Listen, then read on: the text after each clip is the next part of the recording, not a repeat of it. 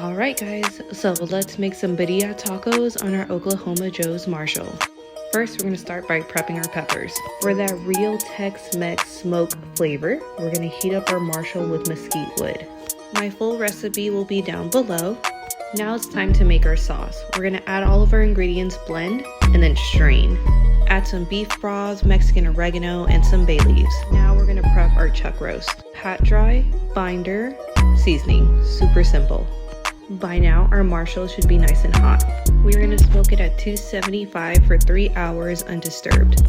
After 3 hours, we're going to moisten our bark and add it to our broth mixture. We are going to wrap it and continue to cook it for about 90 minutes to 2 hours or until probe tender. Now we can let it rest at room temperature in our oven until dinner.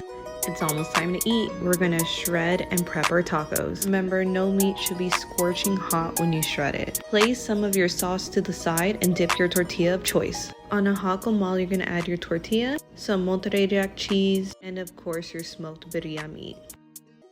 You can cook your tortilla to your preference and always add a little extra sauce. I prefer mine a little extra crispy. Last but not least, we're gonna garnish our tacos with cilantro and yellow onion. Dip and enjoy. Don't forget to save this recipe. Till next time guys, enjoy.